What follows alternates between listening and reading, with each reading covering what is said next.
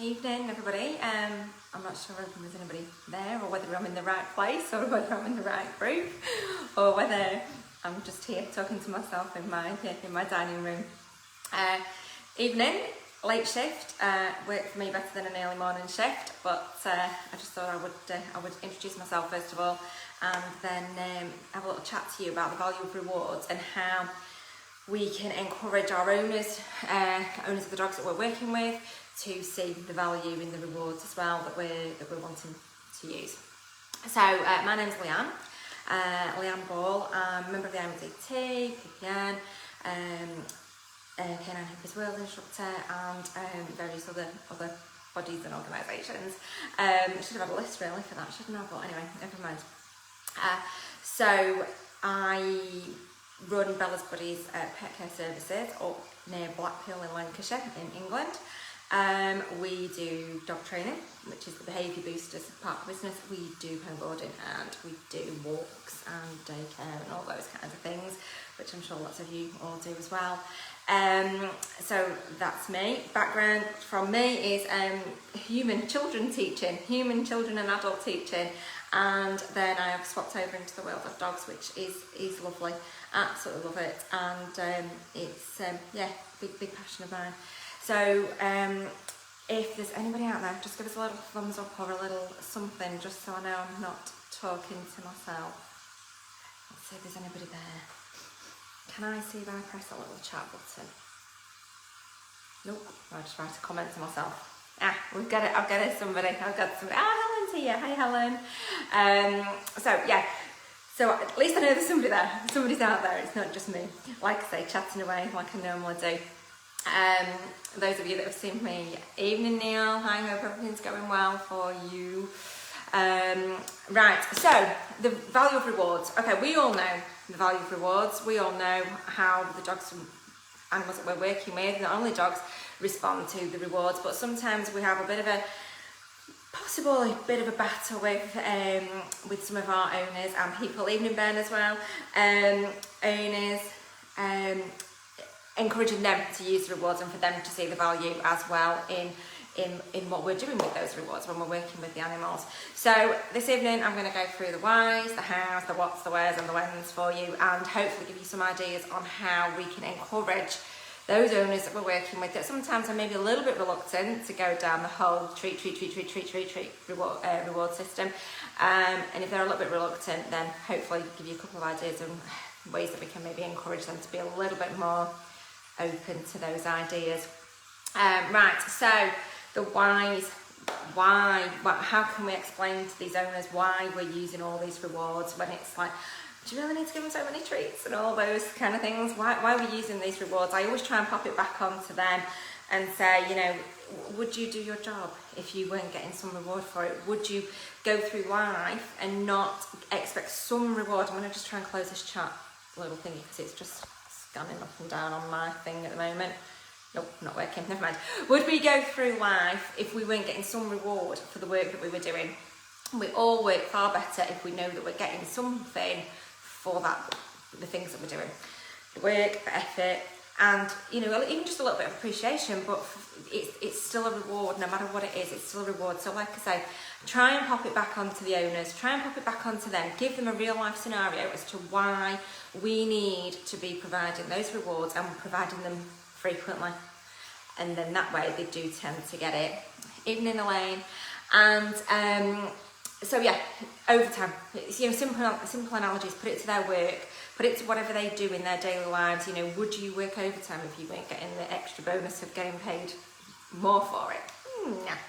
Would you do X, Y, and Z if you weren't getting some reward for it? I would, because I love doing what I do. And I know lots of you do as well. But we get that, but it's still a reward. It's an internal reward for us. It's that enjoyment. It's that feeling of success. It's the feeling of helping people, and that in itself is a reward. It's not a financial one, but it's still a reward to us. So try and target them with something that hits them, okay? Try and explain it to them in a way that rings true and sort of makes them understand and makes them realise and go, yeah, that's right. So that's why we need all these rewards, okay? So motivation, that's it really, isn't it? Motivation. So, you know, we need that motivation, we need that idea of some sort of bonus element as to why we are doing all these things we're doing. Okay, so the hows then, this is a tricky one for some of our owners. Okay, how do we reward our dogs? How do we reward our animals we're working with? Some of them just think it's well done. You know, there's no enthusiasm there. They're very, very flat with the voices, very flat with the way that they're dealing with their animals, and it's encouraging them to have that enthusiasm, to have that brightness to the tone. Get them, you know, excited about dealing and working with their dogs and other, you know, it's not only dogs, is it? We can, you know, train other animals as well, but predominantly the dogs in this case. Get them excited, get them enthusiastic about what they're doing, get them to see, you know, the little tiny baby steps that these animals are making in their progress, get them to understand that. And again, it's coming back to the how we're rewarding these animals, you know, how do we reward them? So on one of my first classes, the homework for my owners is to literally list ways how they can reward their dog. So, you know, is it a verbal reward? Is it a food reward? Is it a game reward? Is it, you know, is it a cuddle? Is it a bum rub? Is it an ear scratch? Is it for them to get the ball thrown for them again? Is it to go to the park? You know, what is the reward and what is the thing that's going to motivate their dog to do what we want it to do ultimately? So get into their brain, get into their mindset, get into their way of thinking, and ask them the questions, ask the owners the questions as how are we going to reward this dog? How are we going to do what is going to be the most effective way of rewarding your pet, your dog? You know, they're the people that know their dogs far better than we do. Even if they're on with a puppy, obviously they're the ones that are there with them all the time. So ask them the questions, how is this going to help this dog? How are we going to get them to do what we want them to do?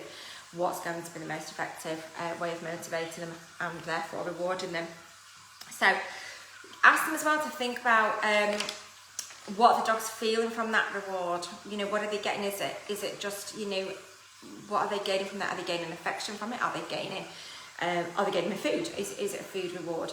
Ask them what they think their dogs are gaining from the way that they're being rewarded as well. Okay, hope that makes sense. I did feel like I went a little bit off on my normal waffly tangent, but there we go. So moving on. So we've done the whys, why we're doing it, why we're rewarding. Obviously, we want the results at the end of it. How, in what ways can we give those rewards out? Okay. What are those rewards? What is going to happen with those dogs? What are they going to feel? What are they going to achieve from it? Okay. So the dogs will have a hierarchy as well of their preferred rewards. Okay. So again, bring this to the attention of the owners. Not all dogs are going to want to chase the ball. That's not going to be the most effective way of motivating some dogs. Not all dogs are going to want a bit of chicken or a bit of cheese or a bit of food treats, you know, whatever. Think about, ask your owners to really, really think about what it is that's specific to their dog and that sort of hierarchy of rewards. Is it the tug toy? Is it the squeaky toy? Is it the cheese? Is it, you know, what is it? Get talking to them and get the owners taking ownership of this reward and ownership of their training and the training methods that they're using. Okay, so going along the whole line of the reward system, obviously it falls in so nicely with the positive reinforcement and all the, you know, the force feed training. All these things help build up that picture for the owners. So if we're explaining to them about the rewards and about how that's going to motivate their dog and how they're going to see the results, then obviously it just naturally fits into a nice bond and a nice way of training these dogs. Okay, so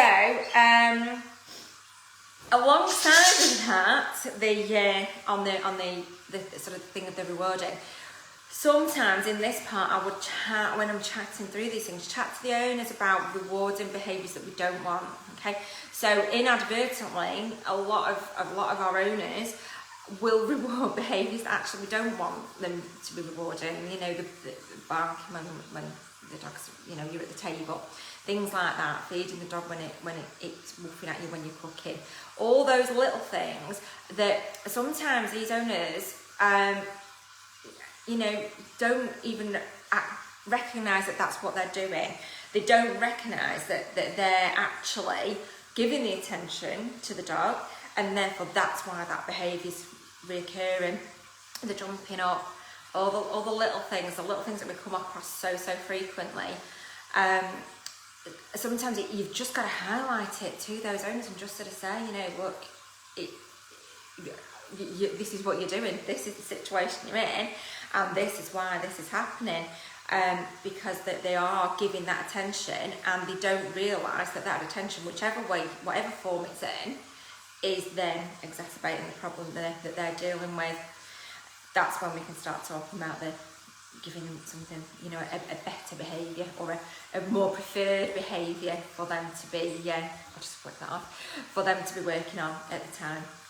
Okay, so when are we going to get our owners to reward? This is something that, chatting to quite a few owners, they don't quite appreciate the frequency that we need to be rewarding, and the long-term frequency as well. But a lot of people, you'll all have found this, or you dog trainers will have found that all of a sudden, oh, he's not recalling anymore. You know, yeah, it's an age thing, yeah, it's this, yes, it's that, it's the other.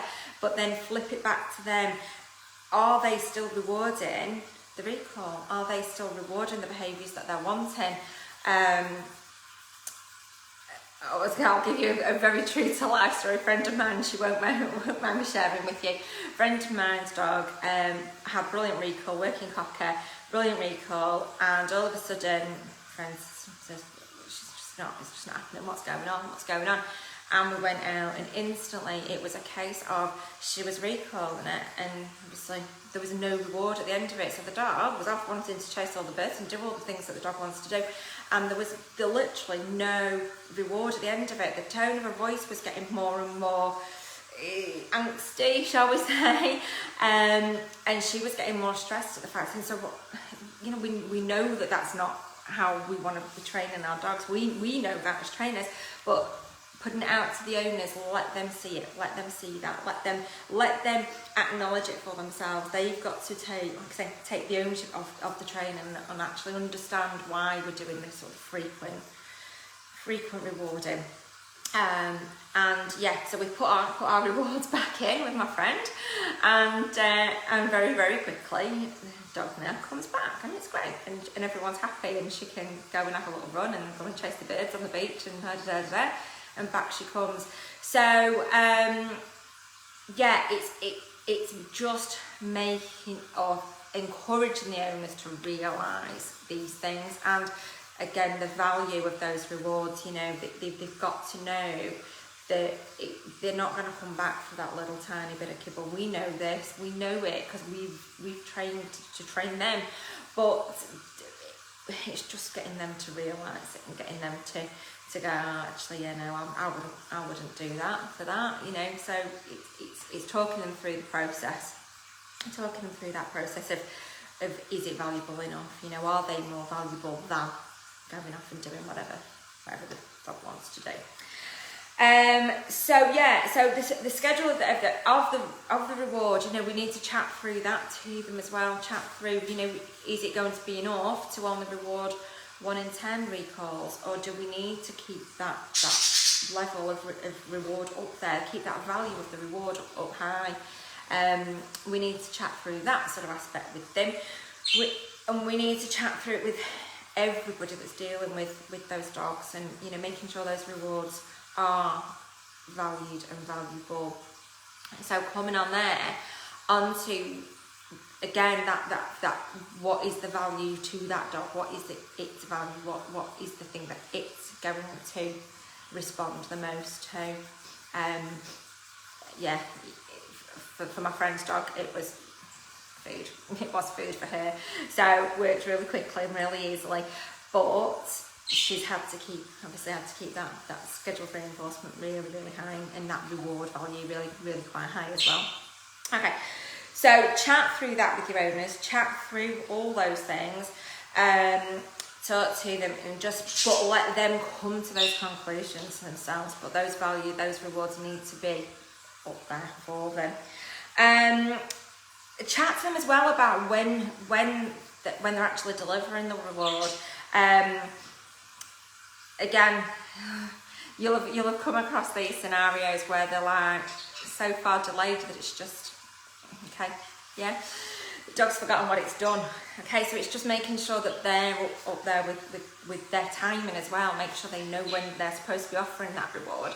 There's no point then, we know this, but it's pointing it out to them, letting them realise, letting them work through that process themselves, and make sure that they understand why it's so vital that the reward's happening at the right time. Okay. Hi Rachel. So we just need to make sure that our owners are understanding what's going on and the thinking behind the process. And it comes back to that whole thing of like, them saying to us, do we really need this many treats? Do we really need this? Do we really need that? Do we really need to be, do I really need to be going through all these rewards at the moment? And yeah, they've got to understand why they're doing it. And if they don't understand why they're doing it, they're not going to do it. So therefore, they're just not going to carry on. So it's that value. It's that making sure they understand why as well.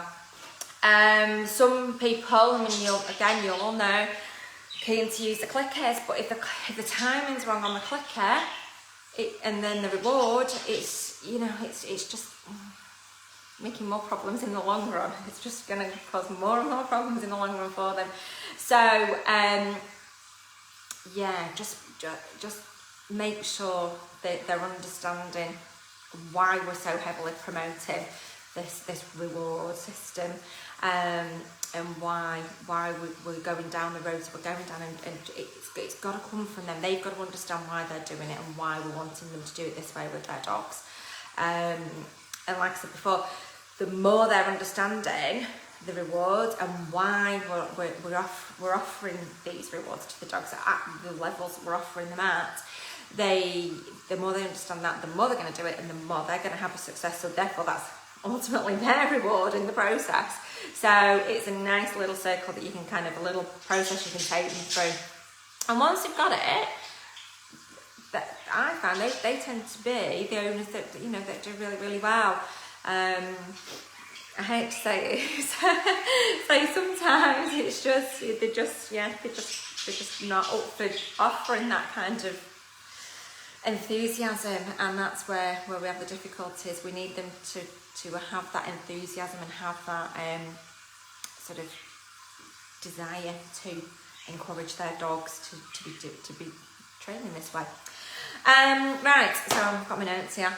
Normally I'd have some little slides doing things like this and little pickies, and I'd have printed some off, and then I realised that they're all the wrong way around, aren't they, when I show them you, so it was a bit pointless really. You can tell I'm a teaching background as well. Right, so our owners need to understand, so we've done the whys, and they've got to understand why, they've got to understand how, and how they're going to deliver these rewards. They've got to understand what they're doing and what those rewards are going to be. We need them to understand when they've got to give those rewards, timing wise, and we've also they need to understand where they're delivering those rewards as well. Lots and lots of times we get these jumpy puppies because the owners are holding the hand up to. Again, we know, but they've got to realise, and we need to encourage them to look at how they're delivering those rewards. But like we're doing with the dogs, we're almost shaping the owner's behaviour as well, because we're wanting them to work out how they're going to get a better result, how they're going to not get that bum bouncing off the floor when they're in sit. It's shaping the owner's behaviour, and then obviously they get the reward when their bum stays on the floor for that little bit longer. So again, win-win. So get them to think about it's like I say, I keep saying, it's things we know, but as owners we need to let them work it out for themselves as well. Where are they delivering those rewards, and why are they delivering the rewards from? Where they're delivering the rewards from? Okay, so get them to think about that low down delivery of the reward. Get them to think about the shaping of the dog going to its mat, get them to think why we would then reward from the mat as we would. Get them to work out those ideas and patterns and the sort of the consequences of their physical actions as well as the actions of the dog. So it's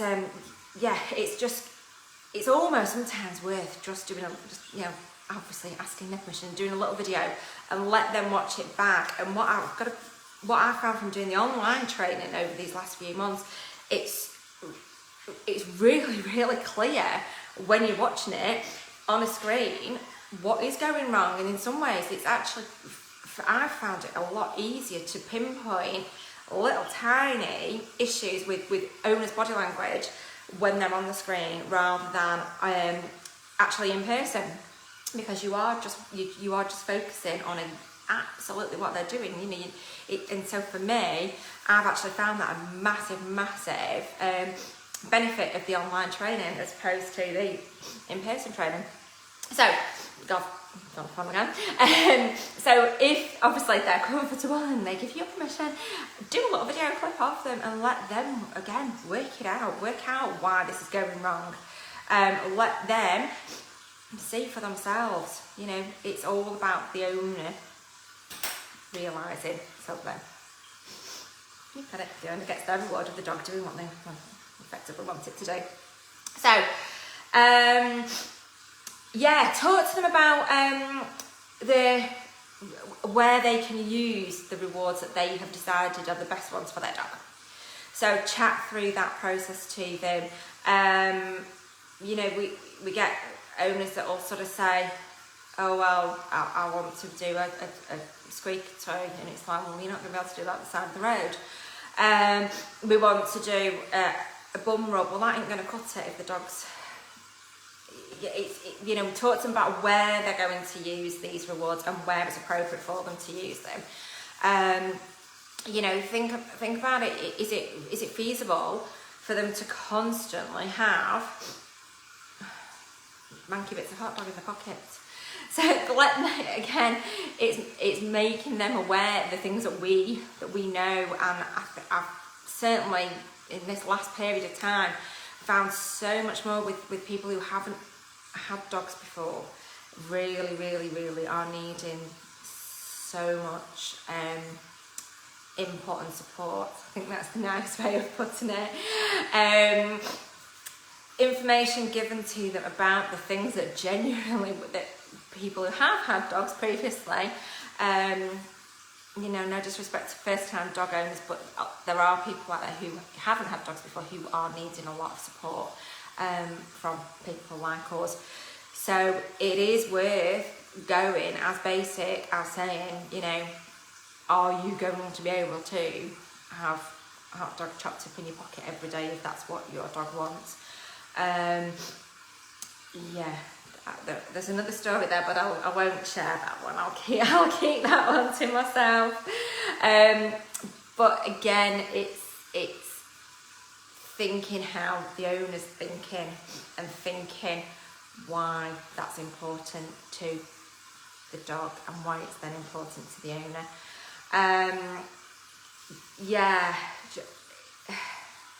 Some owners as well, again, found this fairly recently, are less inclined to use sort of life skills as a reward, or life experiences as a reward. The whole being able to go off the lead, the whole going to the park, the whole having a game, throwing the ball, bringing the ball back, having the ball thrown, those kinds of things. It's not as apparent to some of the owners or some owners that is actually a reward as well. So again, point it out to them. Let them know that is for their dog a reward of a form, and let them think about that as well. So I suppose what I'm basically trying to say is just put yourself as that owner for that period of time, and get into their head and get into their mindset, and almost pick out the things that we know that they don't know, but then get them to work out what they don't know. so that they get the benefit of the experience of working it out. Go roundabout way again, another little circle there. So the where they're going to reward, where they're going to reward from. Lots of the owners with the sort of smaller dogs, obviously, you know, we need to give them that extra bit of advice, that extra bit of help on, obviously, Brenton understands how we can deliver those rewards more effectively. And you'll all have your own training ways of doing those things, so you know, you don't need to listen to me telling you this, but again, let them work things out as well. Let them work out how they're going to deliver it, but why they need to be delivering it the way that they're delivering it. I'll continue on my little pad of notes. It's a late one this evening. One of my friends has just messaged me and told me to just imagine that I'm just talking to them, so of a Saturday evening, so you're going to get a load of waffle if I was to do that, so I think I'll try and stay on track a little bit more. So we've done one, we've done what, how, what, when, and where are those rewards coming from. The other thing as well that a lot of owners are, or that I'm finding with a lot of the owners that I've been working with, coordination. So you get them to practice this, but get them to practice the coordination is a big thing for them, and then that knocks their confidence. So again, for them, it's that reward of we need to be building their confidence up, build their self-confidence, make them feel a little bit better about themselves, and so let them practice it, let them practice the whole where the reward's coming from, all those kinds of things. Things like that where they've got them in the pocket or the treat pouch and they can't quite get them out. You use, when you're watching your owners, use your skills to make their life easier. You know, give them those tips of that people need it. People are really needing these bits of gems of information. Hello, these gems of information that we just naturally seem to take for granted, that we know, and we do sometimes think everybody does know, and it's quite apparent that not everybody does know those things. So think about where they're delivering those rewards from, and so again, so that falls into the when with the speed. So the all time back around. Sorry, that's my budgies having a bit of a headache. They always do it when I'm on either a call or a live in here or a training session in here. They seem to realise that when I'm talking to myself, they need to join in and speak to us as well. So all those things to think about, but I don't want it. I want it to come from the owners to work it out. That's what I'm trying to say to you. I want the owners to be taking ownership of what they're doing. So the rewards, what are we getting from the rewards? What are the dogs getting from the rewards? What are the owners getting from the rewards? The confidence, the owners are getting the confidence. That's the biggest thing that they're getting. So by using the rewards and the dogs responding, the owners are going to gain confidence in their own skills and in their training. They're going to build up that relationship, obviously, so much more with their dog, because the dog's going to be doing what they like to do. So it's a confidence all round. So the dog's going to be more confident. The dog's going to be feeling happy. The owner's going to be feeling happy. So it's a win-win situation. So let's get these rewards into those dogs, and let's get those owners understanding. And it's the understanding why we need the rewards. That's the biggie, getting them to understand and appreciate why, rather than it just being us going, give your dog a treat, give your dog a treat, give your dog a treat. No, they've got to understand the whys behind it.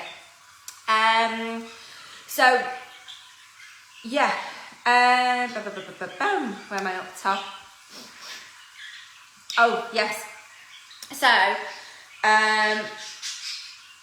again, chat to your owners about the dog choosing the right behaviour. Chat through all that. explain to them that if we aren't making it valuable enough for them, the dog is not going to choose the thing that actually we really kind of want it to do. So chat to them about that, explain that to them. It does feel a little bit self-explanatory, I suppose, to us, or fairly obvious to us, but these owners at the moment are needing all of it. So it's that again. Let them see that the dog's choosing the right behaviour for that reward that they're giving, and then therefore the value of that reward is gonna be there for the owner and for the dog. I've lost my track. I went off on a bit of a tangent on that page earlier, so I've kind of had to just do a bit of my own little ad lib in there. Right, sorry about that. I don't know what I'm thinking. Right, yeah. So the other thing as well, the whole bribery thing. Are we bribing them? No, we're not bribing them. We're just encouraging them to do what we want them to do. So the owners do say, we've got to get that mindset away from the owners' minds, out of the owners' heads, by, obviously chatting through the benefits of these methods of training. The other thing as well, whilst we're on this, the value of the rewards, and you'll all come across it where you're getting like these massive chunks of chicken for a dog that's about this big. So the owners have got to realise that just because it's a bigger bit, it doesn't make it higher value. So make sure you're chatting through those things with them as well. That's been a big one for me, that some owners have thought, okay, well, I'll just give them the hugest chunks of chicken and then that's going to make it even better for them. Again, it's letting those owners realise what they're needing to do for the dogs. They do chat about being bribery. They do, we do come across it, and I'm sure they all have done as well. So it's encouraging those owners to think and appreciate the value of the reward and what they can gain from it and what they can get from using something of high value to their dog. The timing is important from the owners, the coordination from the owners is a biggie, and them losing that idea that it's bribing. And also the other big one from the owner's responsibility is finding that thing that is the most valuable to their dog. It's finding that, and they, like I say, they should be coming to us with those ideas. We can say, would this work, could this work, but it would be really, really nice, and that's why, like I say, I do run that very first week of the homework is, what is valuable to your dog, how can you reward your dog other than the food. And obviously, as we all know, it's got to be, it's everybody that's working with that dog. It's not just the one person that's rocking up to the training session or the one person that we're seeing on the camera. It's everybody, and they've all got to kind of sing the same song sheet, as it were, and that sometimes is one of the biggest battles that I suppose we're facing, really, is making sure that everybody is on board with it and everybody is prepared to keep that value of the reward high and to keep that schedule of reinforcement, schedule that delivery of the rewards as frequent as it needs to be. Even in my house, certain people reward the dogs slightly less than others, and sometimes those doggies decide that perhaps they may not want to come back to the other person who doesn't offer quite as many rewards as consistently, shall we say. So it's everywhere. It's not just it's not just new dog owners. It happens in my house as well. So it's making sure everybody's on board with it and doing the same thing and doing the positive aspects of the training for the dogs. Right, so rewards in play. Looking at, there's been loads on, I know, over the last couple of days about enrichment activities. But you know, that's a reward in itself, isn't it? That's a reward for the dog. You know, they're achieving something, they're building their confidence. Obviously, not, we don't want the frustration setting in, but they're building up their confidence. So little activities like that, like little enrichment activities, are in themselves rewarding, and it's highlighting these different ways of rewarding to the owners that is why I wanted to talk about the value of the rewards and things to you. The rewards on walks that the dog, sometimes the owners don't acknowledge. The dog getting off its lead, the dog playing ball, sniffing, searching, finding things, water, going and playing and paddling, mixing with the other dogs. Highlight these to our owners, so that they are grasping that they are rewards as well. It's not food, and it's not cuddle, and it's not a good girl, good boy, good, you know, it's not a big verbal explosion of reward, but it's still a reward to them. And yeah, sometimes that just needs highlighting out, so that would come into your what, why, when, how, and why, and everything else on there. Using your rewards when we're doing things like shaping activities. The owners don't need to know that it's a shaping activity. Obviously, we can just use those rewards to get the desired outcome. Okay, so we don't need to get all techie on the owners. Let's just let them know that the dog is doing the behaviour. Has a dog, a cracking question that then. Has an owner ever used a reward that surprised me but it really worked for that dog consistently? My Whippet that we work with quite a lot, she has a squeaky, horrible, furry, lovely, delightful, furry toy by a wonderful company. Now, the Super Toy is absolutely fantastic. It's just me personally has a bit of an issue with it being rabbit. And she's amazing with that. Now, it took us a while to find her thing. She's not foodie, not in the slightest. And we tried sort of toys on longer lines and things for her. We tried other toys, we tried loads of other toys, and we finally got to the fact that the squeak and the rabbit fur thing that she got to play with was the thing that worked for her. And she's great, she's really good, she's really good, and that's the one that if I don't have that on our hooks, bless her, she goes on a long line, but that's as far as she goes. I think that's probably the most, for me out of the dogs that most of mine, I've got to be honest, most of mine are foodie. The majority of the ones that I work with are pretty foodie, it's got to be said. Yeah. What about you, Ben? Have you got any?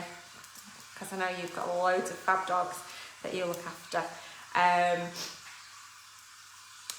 See if you've got any. Come back to me in a second. But yeah, I think the squeaky rabbit fur is the main one for me on that. I was trying to think. Yeah, I'm trying to think. No, yeah. I think that'd have to go. I mean, to be honest, my baby Viz, the grenade on the rope, she goes mental for it, absolutely mental for that. And for her, that's the reward. If it gets to be, she gets the grenade and she's backwards and forwards. And she really likes that, to the point that we do have to put it away because I'm still obviously worried about her legs and things. But that's a different reward for her, I suppose. But yeah, she does like that one. But yeah, the squeaky rabbit for the Whippet is probably one of the most effective ones, certainly for her recall, definitely. Yeah, so shaping and luring. Again, yeah, like I say, we don't need to go all tacky on the owners, but excuse me.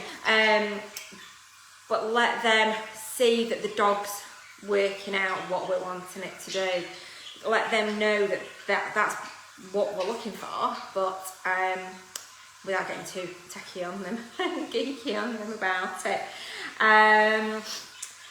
Yeah, another thing of using your owners' dogs, however you want to count them. I count them as my dogs, but they're not my dogs, they're the dogs that we work with.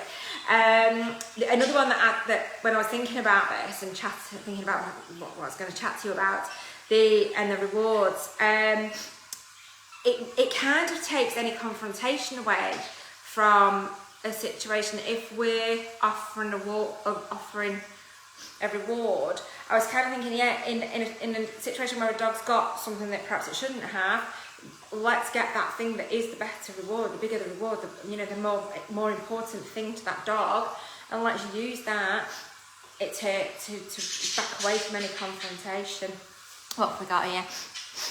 So, most of my food is on love chicken, hot dogs, all the usual stuff. Used to care for an elderly dog, and a reward was for not chasing squirrels in their garden was a little cup of tea. Oh, bless her! Oh, that's so cute. That's really good. I'm assuming you can probably all read that on the screen there. But that's really, really nice. But yeah, how strange though that was obviously a thing, wasn't it? Wow, let's see.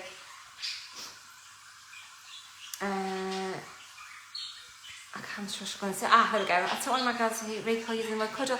Oh, bless. Oh, that's lovely. Cuddle is a reward. That's really, really cute. That's really nice. So, yeah, perfect examples there. And if we can, I don't know what I've just done. I've just done something to my screen. I think I was going to grow like unicorn horns or something then when I pressed something. Anyway, I haven't done. That's a really, really nice one, like the cuddle. That's lovely.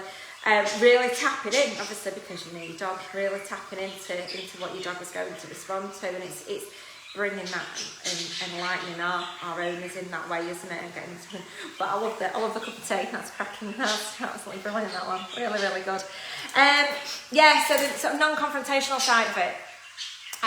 Use that reward to obviously distill any issues, I would think would be the best way of putting that.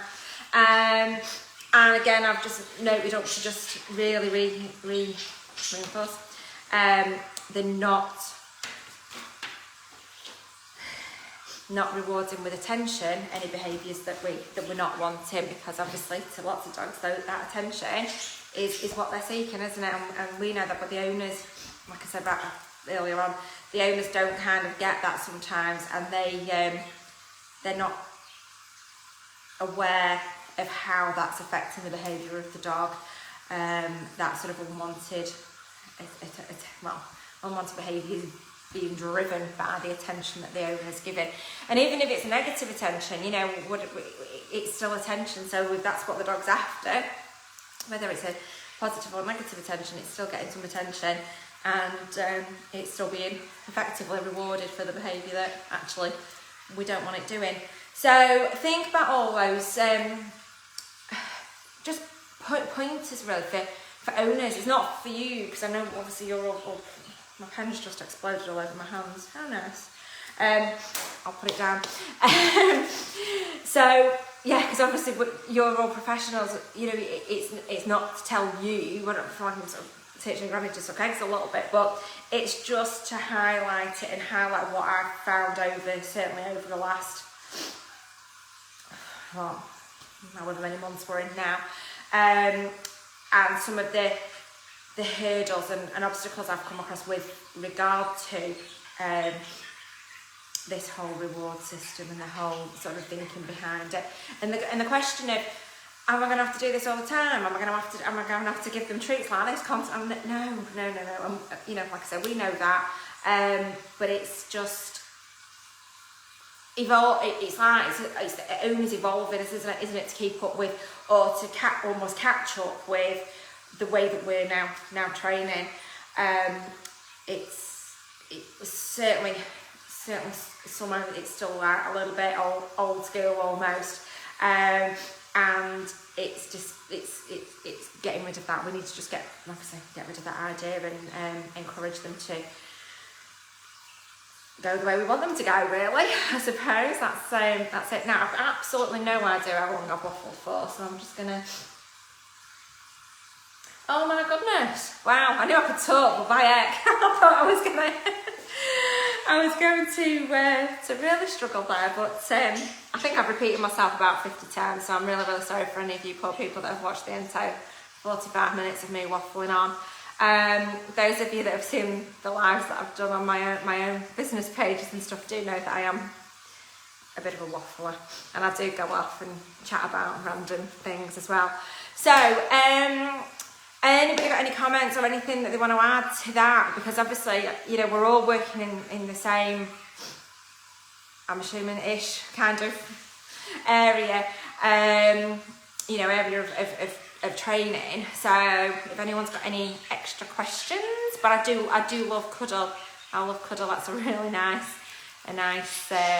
recall way of doing recall. It's really nice, that, and a cup of tea. I don't drink cups of tea, so mine don't ever really get that. I'm just gonna scroll. Does that look really weird when I'm scrolling? It probably does, doesn't it? It's because I'm concentrating. You can see concentration in my face. Right. Okay, folks. Well, lovely to meet some new people there, and lovely to say hi to some people who I know. Thank you for listening to me waffling on. Like I say, it's not a teaching you to suck eggs type spiel. It's more just, like I say, highlighting what I've found recently, and how I've kind of gone about it and tried to just shake things up a little bit. Oh, sorry. Alright, sorry. Well, hi Dawn. Well, thank you for listening to me waffling on then. What do you do, Dawn? I've just got lots of dogs, or just a dog, interested in dogs. I'm just being nosy now, as I am. I do have a tendency to be nosy.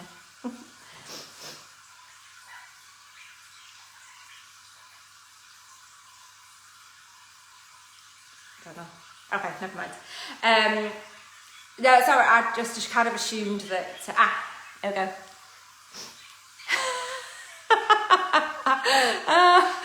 Yeah, I think it'd be great, Ben. I think you should do cuddle. I think that'd be great. It was when I popped a meme on the Facebook page the other night that was taking your puppy. You've probably seen it, some of you. Taking your puppy called Shark to the beach probably isn't the best idea.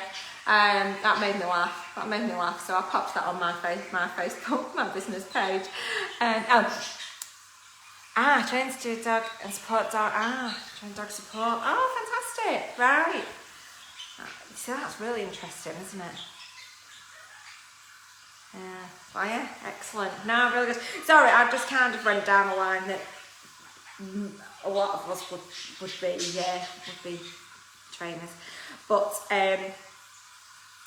well, I hope that was kind of useful then, even if you're not a trainer. And yeah, okay, right. I'm going to go on that note. Good luck, Dawn, with your training then. And then next time I see you, I expect cuddle being shouted, please, not at me, as a recall. And who else have we got? I've lost everybody now. It's kind of it's gone away. But right, thanks very much. I think there's somebody else coming on after me. So I'll give you time to nip and get a brew or a glass of wine or beer or lemonade or... we can't do that, it's advertising. Or other brand of soft drink beverage. Take care, see you all soon. Bye bye. Night, thank you.